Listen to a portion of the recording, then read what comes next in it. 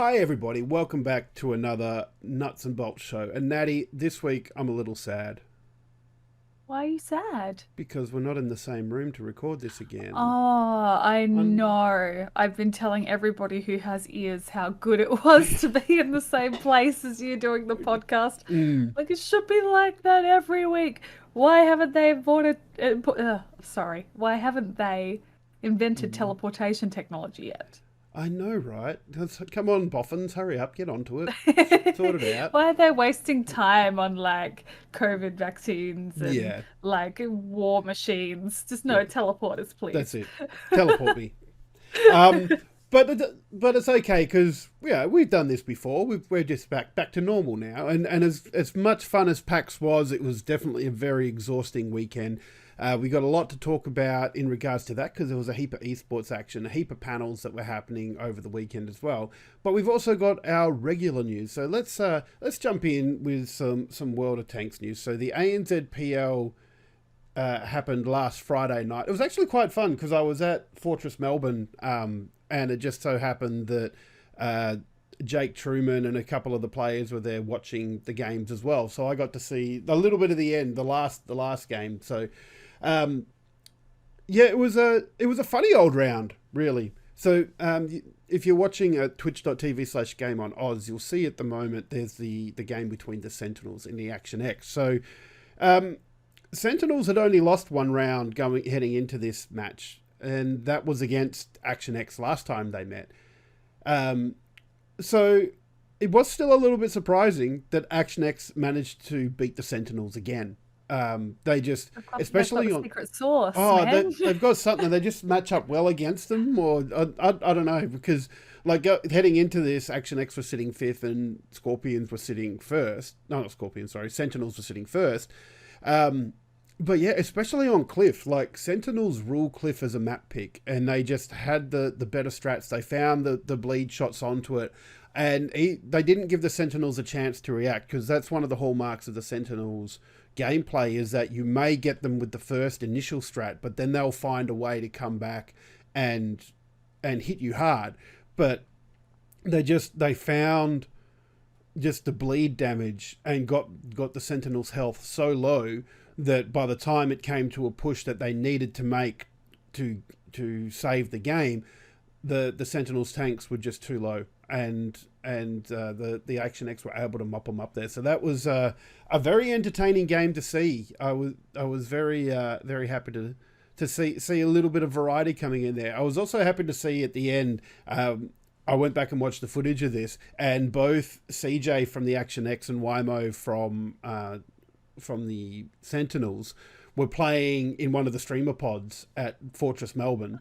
So Oh, very so cool. they've gone to do the post game interview, and they're both there in the same Ah, pod having a chat, and yeah, so that was really cool. I really like that.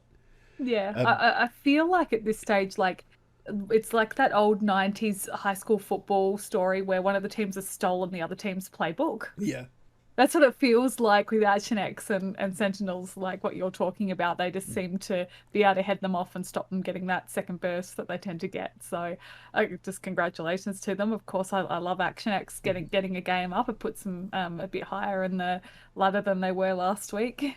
yep, that's it. So, and we'll see where in a bit. But of course, we've got a couple of other games that also happened that night. So the second game of the night was between the Scorpions and the Comets. So I was a little bit excited to see this because I'm on the Comets bandwagon a little bit here because they've had Mm. some really good plays. They've had some inventive strats that you don't normally see. And the last time they came up against the Scorpions, unfortunately, only four players could make the game. So the Comets were playing a tank down, which is never what you want to be. But even then, like there was some glimmers of some really cool strats that they brought in, and there was a couple of times like what we're seeing on this game on Prokhorovka at the moment, like the Comets had sort of worked out where the Scorpions were, but just didn't pull the trigger quick enough. So the guys that were going down the two line just sort of waited a little bit too long to turn in because this could have been a really good ambush opportunity to dump onto like Russian and JT from the Scorpions in the middle there. but just that little hesitation, and the Scorpions punished them for it. They just managed to find the shots on, and you can see like the Comets are just standing still there and bleeding damage. So when those first two tanks went down, really guns in the game is just so powerful in this. You can have like a tank on full health, but if it's versing two tanks, you'd take the two tanks most days of the week. It's so yeah, the Scorpions did actually go on to win this one 3-1 in the end. So it was a little one-sided in the end, because I think the one game that the Comets won was the last game of the night, which is usually, it's a dead rubber by that point. It doesn't really matter who wins it. It's just kind of save face a little bit, I guess. And look, there were still some interesting things there that the Comets did, but the Scorpions were just too good. And we'll see where they put some on the ladder at the end of the night as well there. So the last game was between the Matildas and the Panthers. So once again, I don't know what people were drinking, but there was must have been something in the water somewhere, because the Melbourne Matildas they showed up. Like they really played well. The Panthers tried hard as well, but just the Matildas had something there. They played really well and actually got their first outright win of the season, which Panthers went down, which was a little bit of a shock, considering like this is a pretty strong team that the Panthers have put in here, and this is definitely a shock loss. Like I'm not quite sure what's going on with the Panthers, because like bringing in Madhouse and Bales, it seemed like that would be a really good addition to the team, and they're doing well. They're featuring quite heavily in fantasy and things like that. But it just I don't know. It kind of seems like that there's an X factor somewhere that's missing that will give them the edge over some of the other teams out there. So, but well done to the Matildas for picking up that win and getting them their first outright win of the season. So with that, sorry, your team lost though. They're still up there, but yeah, it's a little sad. But of course, there's always next week as well. But we'll once again get to that in a little bit as we recap the results. The Action X defeating the Sentinels 3-1, Scorpions defeating the Comets 3-1, and the Matildas beating the Panthers 3-1. So let's have a quick look at the ladder, which there's been a little bit of movement there. With the loss, the Sentinels have come down to second spot now. The Scorpions on top. But look, there's only 3 rounds to go now in the regular season. So these two teams are going to be our top teams. There's nobody that will be able to knock them off. Even if you're looking at the Action X and Panthers at the moment, who are both sitting on 9 points, that's two outright wins to catch up to the Sentinels, and 2 outright wins and a bit to catch up to the Scorpions. So there's no way those teams get knocked out. No, that would require both Sydney teams to not win any more games. And that's it, and that's probably not going to happen. But where the exciting stuff is happening is in the middle there, 3rd, 4th, and 5th, with the Panthers and Action X both on 9 points and the Comets on 8 points. It's an exciting time there, and really with the Panthers, I know they've got to play the Scorpions again, who I don't think they've ever beaten in ANZPL history. So that's going to be a tough game for them, and one you'd probably almost put in favour of, like just pencil in as a Scorpions win right now. So that's already a loss that they'll have. And I think Action X have already played both the Scorpions and the Sentinels going through this round, so they've got a much easier run heading into the finals there. So, and even the Comets, there's a world where the Comets make the finals, which will be very exciting to see. It's really exciting. Oh yeah, the B League team coming up and making finals in their first season, that will be absolutely brilliant.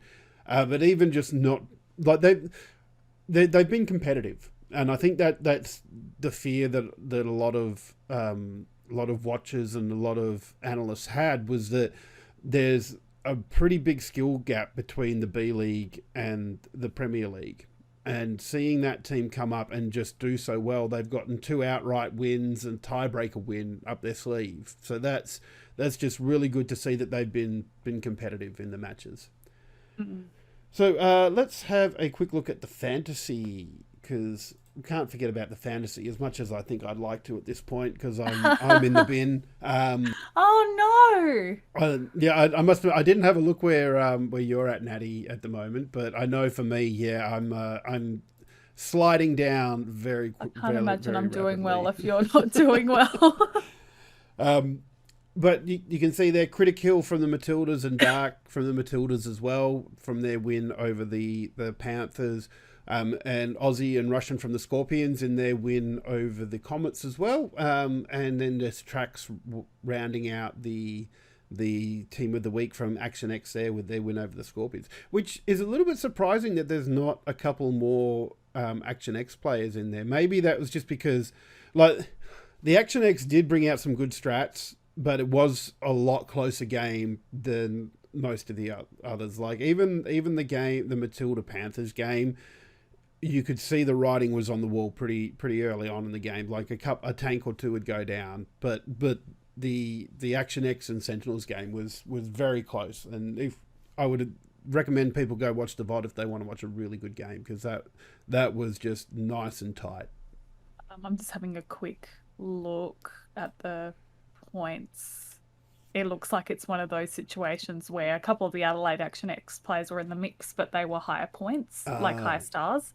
So Dongalore doing well, but obviously missing that mix that you need when you're looking at the best possible roster. He also played a little bit of a different game as well, because sometimes you look at it like JS is a really good example of, he's a really good player, but he plays a role within the team, and sometimes that's getting in and doing the spotting damage or dealing a lot of damage, and sometimes it's to be the bullet sponge, and sometimes he'll score really highly in the fantasy league, and sometimes he won't. So it'll be interesting to see how the fantasy finishes up, because it's let me just have a quick look at the players there. So Returned and Critical are still up there, and then Rainbow and Dongalord and Whippet are the top 5. So that's not including the star rankings, but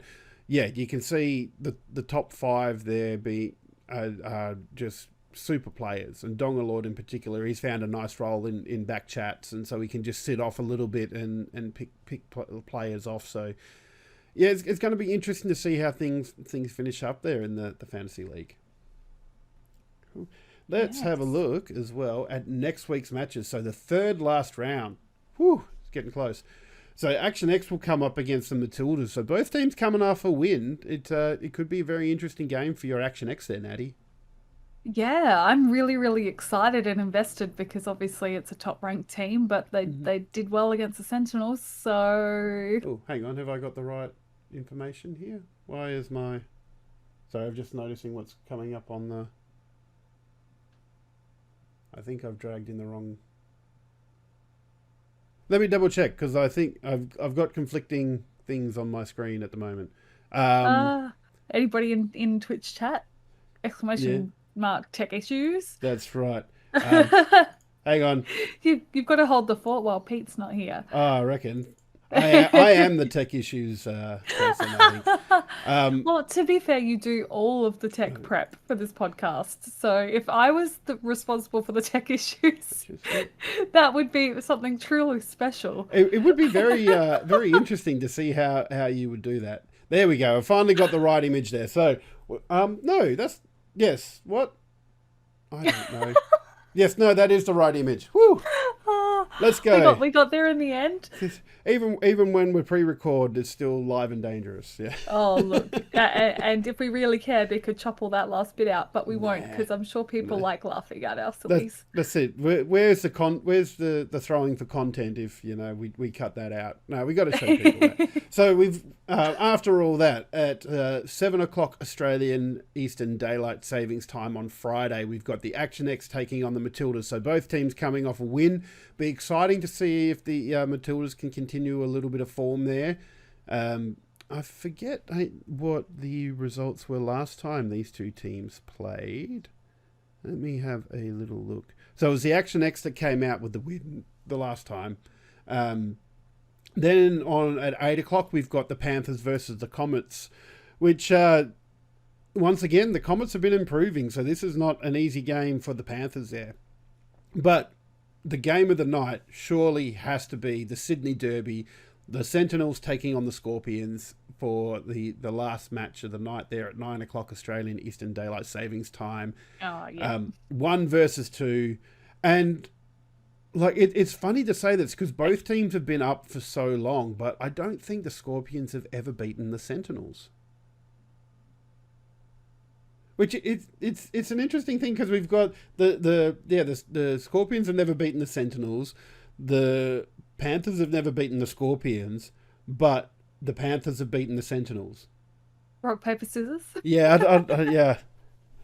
It's funny like that, but yeah. So that's definitely going to be the game to watch. See if the Scorpions can finally get that win against the Sentinels. Cool. But of course, we've also got other games that have been going. The B League is in its 3rd week as well. So let's have a look at some of the results right there. So Bundaberg Badgers continuing their run there, 4-0 win against the Auckland Archers. So the Archers, unfortunately, I don't think the Archers have taken a game so far. I'm just looking at the results, and yeah, the Archers have had 3-4-0 losses. Which is, oh no, yeah, a little bit sad for our friends across the Dutch. Of course we also had the Hellcats. Sorry, it took me way too long to get what you just said. I'm so sorry. You can tell I'm a bit slow after PAX. So I was sitting, it kind of threw me a bit. Going, I was expecting. Normally response to my jokes. No. But yes, and then we had the Hawthorn Hellcats taking on the Leopards. The Leopards got up there with a 3-1 win, and the Fireflies, which I was great to see them bounce back as the new kids on the block, going up 3-2 tiebreaker win against the Centurions. So that's really cool to see. I'm just going to quickly bring up the ladder because I don't have a graphic for this. I'm going to work on that for next week, but just to have a look at what's going on. So the Badgers sitting on top with 2 wins and 1 tiebreaker win as well. Centurions in second with 2 wins and a tiebreaker loss. Fireflies with a win, a loss, and an overtime loss or tiebreaker loss. Hellcats have had a win, tiebreaker loss, and a loss. So it's still pretty tight. Like the only ones you'd probably say that aren't in the running to try and get to the finals are the Archers, of course, because they're just really struggling at the moment. But like there's from 3rd to 5th, you got Fireflies on 5 points, Hellcats on 4 points, and Leopards on 3 points. So like there's a tiebreaker win between 5th and 3rd at the moment. And even like there's two rounds left to go in the B League. So even the Centurions aren't safe on 7 points in second there. So it could quite conceivably go either way. At the moment, it's the Badgers that are looking the strong team though, like with their 2 wins and a tiebreaker win as well. So it's going to be interesting to see how that all pans out for them. But let's have a look at next week as well. So we've got the Lismore Leopards up against the Auckland Archers at 7 o'clock Australian Daylight Saving Standard Time on Monday nights. This one takes place. before the Hellcats take on the Centurions, and then the Fireflies get to prove their mettle against the Badgers as well. So it's going to be interesting. I do have to say though, I really love the Fireflies logo. It's fantastic. Yeah. It almost looks like a little alien to me. I know it's meant to be a firefly, but yeah, just a nice little bug looking thing there. But yeah, no, it looks really cool, and it's kind of a nice looking bug, sort of angry, determined bug. That's it. Yeah. We're not talking like A Bug's Life or Ants or anything like that. No. This bug means business. This is the female praying mantis, and she's just finished making love. Yeah. But yeah, I think the last game of the night is going to be the the game of the week while I broke a natty. Yeah. I don't know if the Fremantle Fireflies would like that analogy. But yes, I think the game between it's a hard toss up between the Hellcats and the Centurions game and the Fireflies and Badgers game. But I think I'm going to go with the Fireflies Badgers game, because that I think is going to show us what the Fireflies are made of, coming up against the Badgers. So I'm very excited to see that. Very excited to see all the games for the ANZBL there. It's going to be super exciting. Cannot wait to tune in on Monday at twitch.tv/World of Tanks ANZ right there. Whew. Well, that's the that's the World of Tanks news for us. What else have we got this week, Natty? Oh, we got so much stuff. What are we jumping to next? I think we got to talk about League of Legends Worlds. Oh, yes, there's a few different things going on there. I think the first thing we wanted to touch on was the Oriana situations. So Oriana is a character in League of Legends, and she was actually having a bit of a visual bug. So apparently it's a bit difficult to see here because of the way Victor responded to the attack. I was reading the text. But her attack that goes out apparently just looks like she's holding on to it for longer than what it is. And so when the attack goes out, it's called Shockwave. It's hard for the enemies to react to it. So it's purely a visual bug, but it just wasn't identified. It hasn't been picked up before now. The teams and players will always get a list of known bugs heading into Worlds, and there's an expectation that everybody agrees that the known bugs are like okay, if that makes sense. Everybody understands they're on an even playing field, but this one just wasn't picked up. And the tweet that we saw that was talking about this was actually a player that's picked this up, so it wasn't even Riot that picked it up. It was flagged by this player, and so they decided until they could fix the visual bug they would ban her. But I think she was only suspended for maybe 48 hours of play from what I was reading. Yeah, it wasn't very long. I think I'm just having a look at the tweets that I copied in. So like yesterday, I saw the tweet that she'd been disabled for Worlds, and then yesterday I saw the update that no, she's back in again. So like whatever it was a really short time.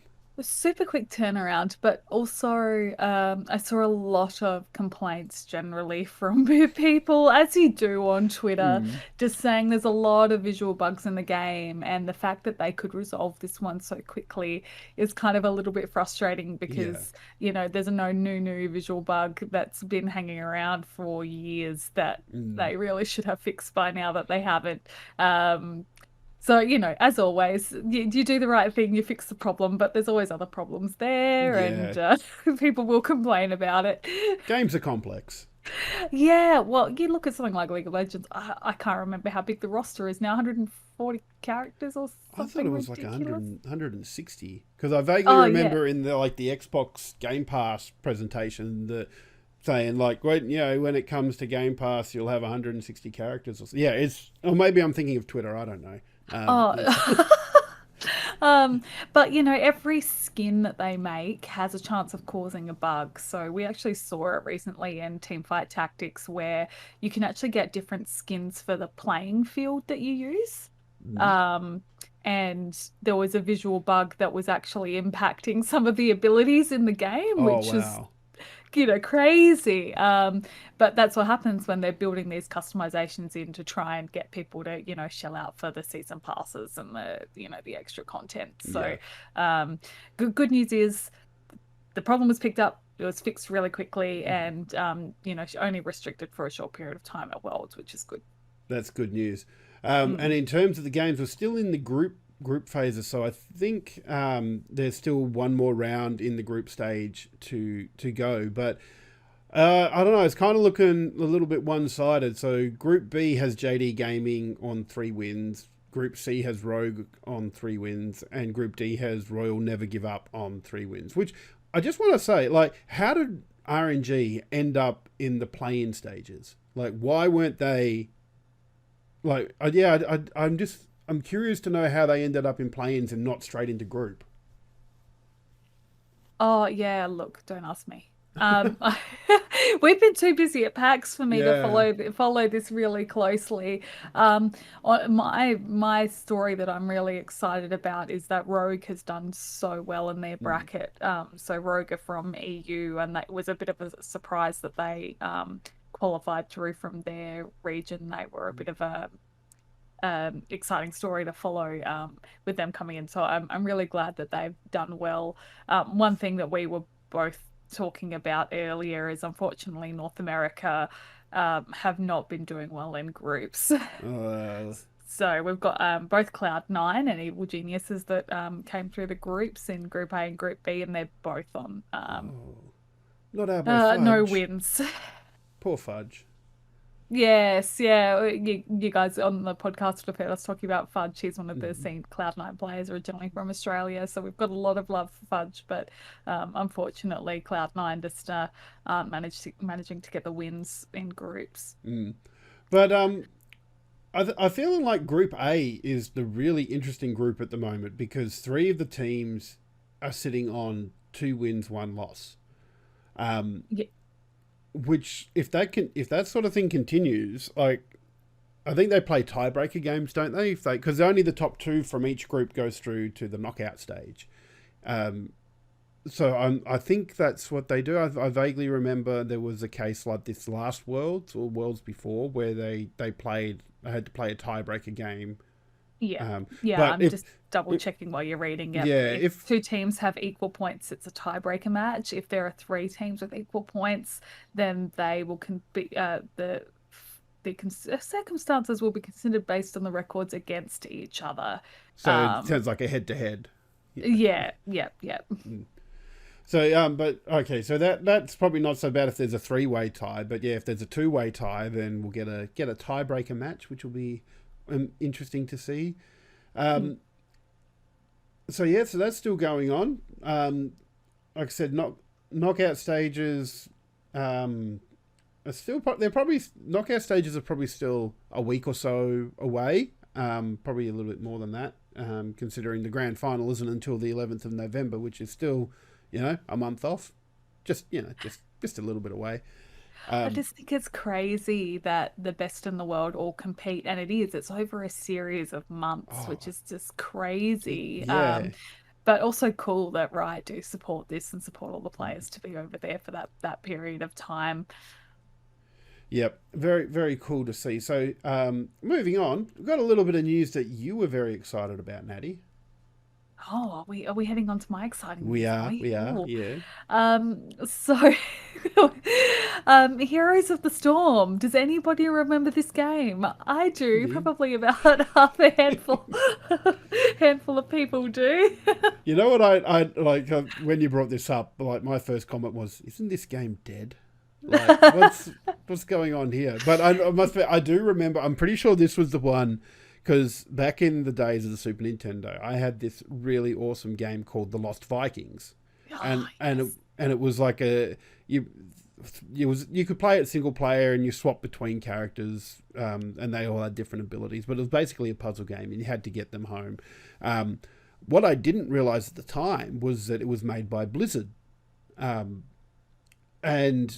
I remember seeing when Heroes of the Storm came along, a couple of those Viking characters made it into there. So Yeah. I think it was Uh, Eric the Viking was in there. Yeah. You would have loved it. So, if anybody who plays MOBAs, Heroes of the Storm is a MOBA. A lot of people joked that it was the baby's first MOBA just because Hey, some of hey, the elements had I'm all been right made a with bit that. more simple. Well, like both Dota and League of Legends have a store to equip your characters, and Yeah. that just doesn't exist in um, Heroes of the Storm, which I personally really like. Like going shopping in the middle of a esports game Yeah. confuses me. Oh my god! Like um, I just bought random things until like I played Misfortune in League, and that's about the only character I play. If I have to switch to another one, shit is not good. But like I kind of just looked up a build and went, okay, cool. So this is what I have to buy now, and just yeah, like had it written down and taped on my monitor when I was playing. yeah. But yeah, For me, it just felt like it slowed down the game. But anyway, yeah. I'm gonna move on from that. Mm.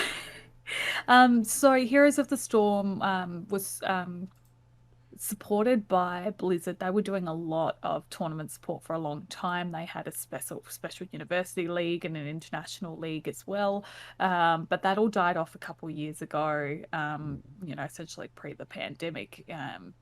And what has happened is the community's really rallied around and actually done a fundraiser. So the Heroes International is running off the backs of donations from fans of the sport. We're seeing a lot of the old commentators come back to be commentating. They're all flying into Miami, and they've got international teams. So they've got Korean teams, EU teams, and North American teams competing at the event, which is, to think that we've got a Heroes of the Storm LAN event coming up is just it That's makes me crazy. so happy considering I think it's been 4 years since we've had an international Mhm. LAN event for Heroes, and the fact that community is supporting it is just beautiful. Yeah, and looking at because the tweet that you shared with me had a few things on there. So with the donations that have been received so far, it means that they've been able to get forecasters, pay for flights and hotels for all teams, and have a roaming camera operator during the event.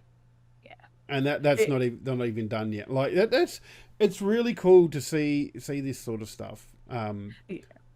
And No, so I'm finding it absolutely heartwarming and yeah, looking forward to it. The event is happening this weekend. For anybody that's interested and following it, I can't remember the name of the Twitter handle that was uh, there. I think it hots is underscore inter is the Inter. one. Yeah. Yeah. So if you want to follow the event, look at what channels to follow to see what's happening and follow the action. Definitely check out Twitter at hots underscore inter. It's going to be a great time. I'm going to try and catch some of the action this weekend myself. Me too. Like I've never seen it, so I'm quite interested to see how Heroes of the Storm Well, plays. I doubt anybody's going to take the Vikings, but the Vikings, you take them as all three together, Oh, and you can actually control them separately. And most of the maps are either usually 2 lanes, but hmm. sometimes 3. Um, and so you have to have insane micro to Yeah. track your 3 characters, and you control which one you're controlling. You can put one idle sitting in a bush while you're running around with the. It's just Oh, amazing. No. that sounds so much fun. Yeah, Um, it is fun. I'm here to convince anybody. If you haven't tried it, play it. I'll there's- play it with you. well, I've just dropped the Heroes of the Storm account a Twitter follow, so I'm going to see if I can watch a few of that. But, Awesome. now we get to talk a little bit about PAX, like because We do. Oh I my haven't. God, how good was PAX? Oh, it was so good. Oh, it was my first PAX, and it was just just the whole atmosphere around there, and so much different stuff happening. And I feel like I got to sample a decent amount of things from PAX. So I did the panels. I spent a lot of time around the main hall and went to indie stuff. I watched some speed running. But I also got to sit down for my first live esports stuff as well. which I was quite happy with. And you came along to there, Natty, and we watched some StarCraft 2. We did. Oh, it was just so cool because I've seen a lot of StarCraft play online, but actually being there in person was a really different energy. And Mm, that's what you love about esports. So that's something you would have experienced at the World of Tanks event that you yeah. went to earlier this Oh, year. sorry, Like, second live esports event. Sorry, World of Tanks. I forgot. Oh. just being there in Yeah, person, that energy, having the crowd cheering when different things are going on, even if you don't 100% understand, which I must admit, it's been a long time since I played StarCraft and I'm not up to date with the top tier level meta yeah. of StarCraft. But even that, like, I don't think it, like, because I haven't played competitive. Well, not that I played competitive, but I at least played the online multiplayer since Wings of Liberty, which was the Yeah. first StarCraft 2 game. And even that, I could see what was going on. I could see what, and even little things like there was a match we watched where it was Protoss versus Terran, and so the Terran players snuck an SCV, which is like one of your base building units, into the Protoss base, and is using it to interrupt their supply chain by killing the drones because SCVs can do that, but drones Mm. can't attack back. So it was, yeah, it was just a really interesting little tactic. And seeing some of the games, like particularly Piglet, who eventually went on to win the series, I watched him play Probe, I think was his name, in the game beforehand. And then he played the final against Azure as well. But Probe was the Protoss player, and just seeing, oh my god, one of the games, he Piglet had built up this army and had a couple of med flying ships. I forget the name of them, but just being able to, like, he would do these hit and run type things, and he'd go in, he'd hit and pull back, and then let the med flyers heal his units.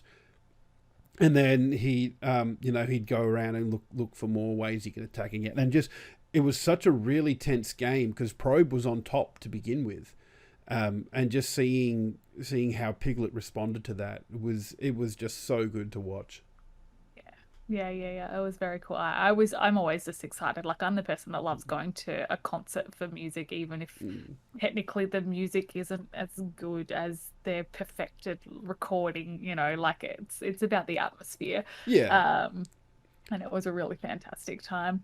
but and the final as well against Azure, that Piglet went on to win 2-0. Like, there was one of the games in there was just such a big arm wrestle as well. You just saw, and because both of those are Terran players, and just seeing the arm wrestle between them, and one building bio units, so like your normal Marines and your what are the little leaper units called? Reapers, the ones Oh, that you can got jump up and yeah, down the cliffs, yeah. and then Piglet countering by building mech units and things like that. It was, oh my god, it requires, once again, an in-depth knowledge of the game that I don't possess, but just watching it, it was just so much fun. I was so excited when like it was near the end of the day and my Mm, feet were so tired and I said, "Well, what's everybody up to?" And Straight was like, "Come over to the yeah, ESL area," and I'm like, "Oh, yeah. running." It was so good. But of course, there was more esports going on. So I don't think this was happening.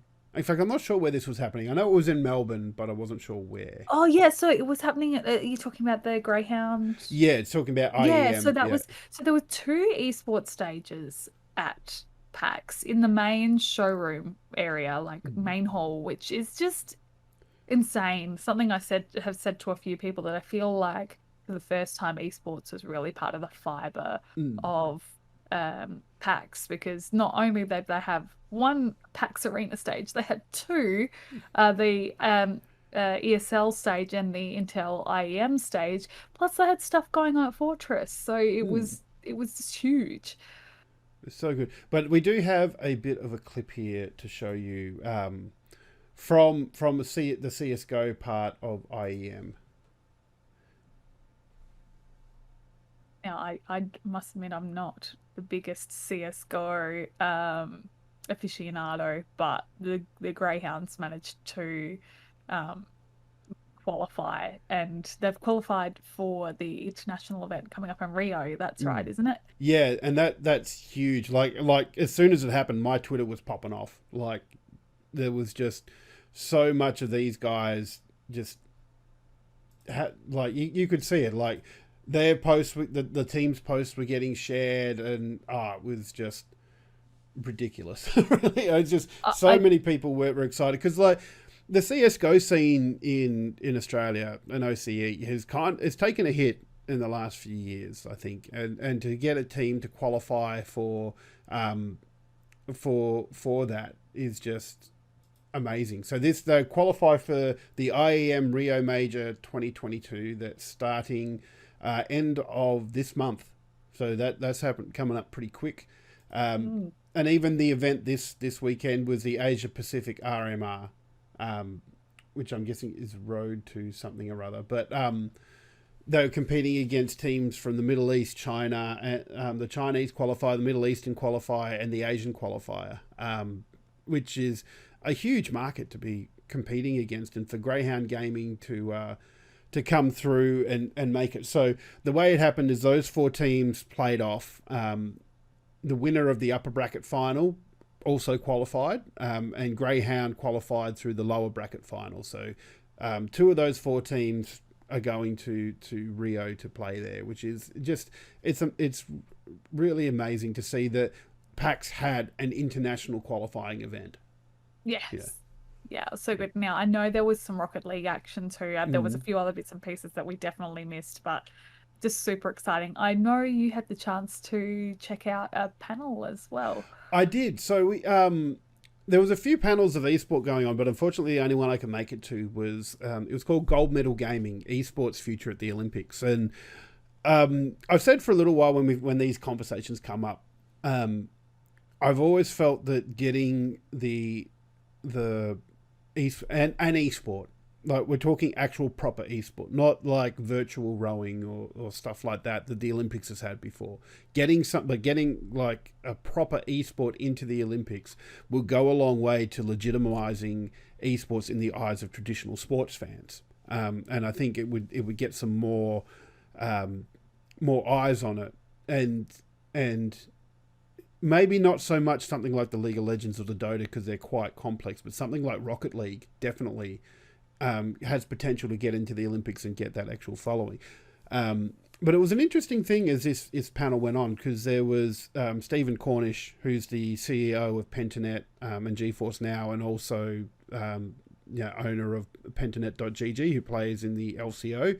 There was Rowan Crothers, who's a Paralympian, and also he was saying he competed at some pretty high levels in CSGO and Valorant as well.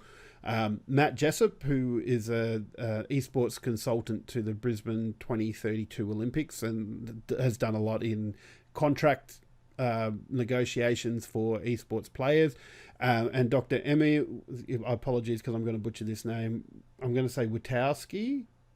Emma Witowski I'm going to go with, who's a RMIT esports researcher. So it was a pretty stacked panel as far as I was concerned, and it was interesting getting their insights into what was going on, particularly Rowan, as someone that's competed at the Paralympics and competed at some pretty high levels in esports as well.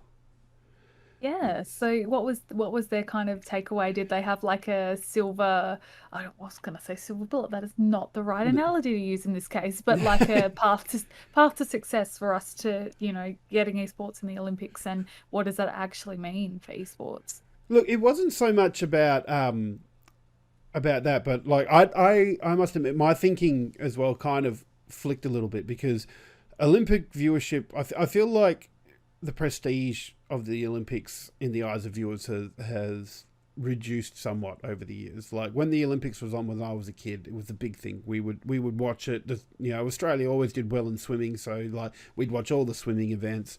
But it was interesting hearing them all talk, because and it's a point of view I hadn't really considered, but when you consider sports like the rugby sevens and basketball and tennis and stuff like that, for those players, the Olympics is a B-level competition. Like if you're playing basketball, you want to play in the NBA. If you're playing tennis, you want to go on the tour circuit and play the Grand Slams and stuff like that. And even rugby, you know, if you're playing rugby in New Zealand, you want to play for the All Blacks. You know, it was interesting coming from that point of view, where athletics and swimming and some other stuff were like the Olympics was the pinnacle, but for these other team sports and what would be for esports, it would be sort of a B-level competition. And as they sort of went more through the talking about the stuff, you could quite clearly see what the advantages for the Olympics were in getting esports in. But the more I thought about it, I thought, well, what's in it for the esports? And I actually asked that question at the panel at the end, because it was, yeah, like I said, it was becoming quite apparent to me that there was benefits for the Olympics, but what was in it for esports? And what it came down to was that if the esports gets into the Olympics, player development suddenly becomes a lot easier, because places like the Australian Institute of Sport will suddenly have funding to help send these guys to the Olympics. And so you'll be developing players at a much lower level to make sure that they've got the skills and the resources to go to these competitions, which will also mean that it may also mean that there's lower level competitions that open up. Like there are some that run, like Summoner Society is one that comes to mind, is like the level below the LCO where League of Legends players can try their luck. But it's still, development is still not clear. And getting esports into the Olympics would open that door. It would create infrastructure for our esports players to be able to develop their skills.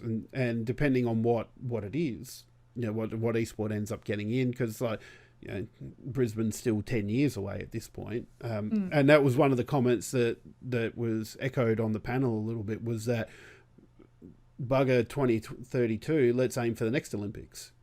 Or the Olympics before that. So what's that, 2028, you know?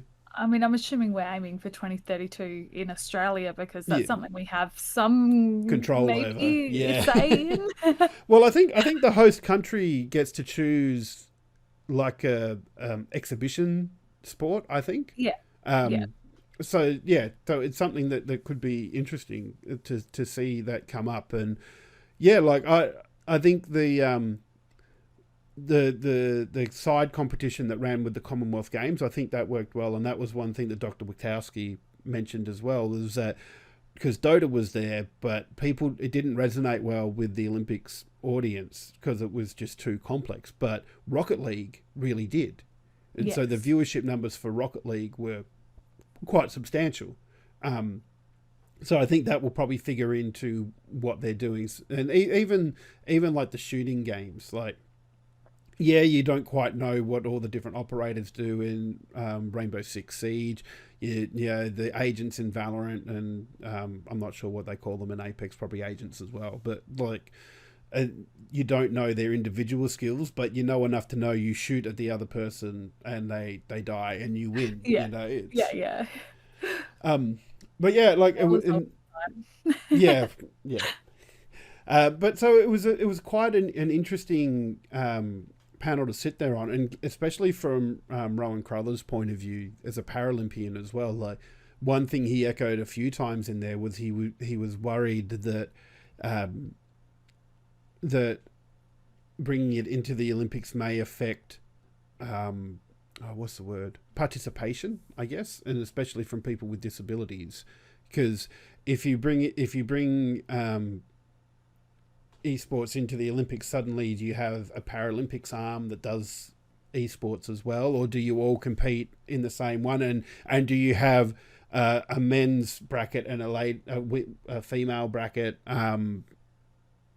Because like, I mean, esports still has its issues, but that could potentially happen in esports. Yes, it's a very male-dominated field, but a female player could make it to those high levels as well. Oh yeah, absolutely. I think that's a really interesting discussion from the point of view of disabilities and whether they Mm. need to be separated out, Mm.